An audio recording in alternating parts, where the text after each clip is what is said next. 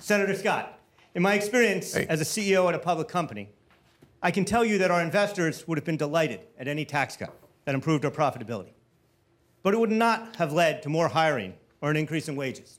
It just wouldn't. It never came up. What do you say to employees of companies like mine and many millions of others who won't get higher wages as a direct result of lower corporate taxes? But the corporate investors and the executives like myself will get a very large benefit. Well, thank you for your question, and thank you for your investment in the American economy.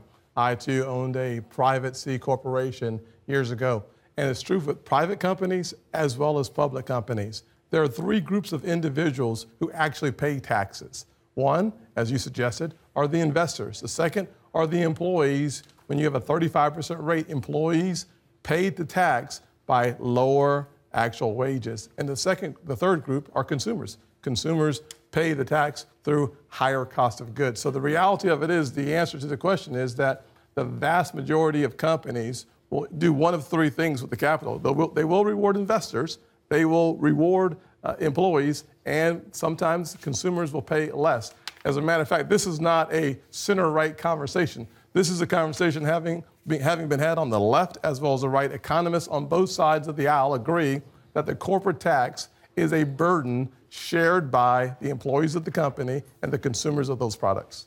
I'm really concerned about this deficit situation that we're going into. Today, unemployment is approaching a 20-year low. The stock market reaches an all-time high every day. Corporations are making as much or more money than they've ever made in the history of the United States. A tax cut is a phenomenal weapon that a government can use when they need it.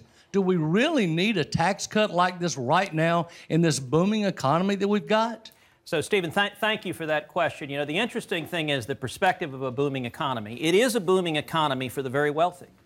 The rich have done great. Under Obama, the top 1%, who the Democrats vilify all the time, earn a higher share of our income than any year since 1928. The very rich have done great. You know who's getting hammered? It's working men and women. Why?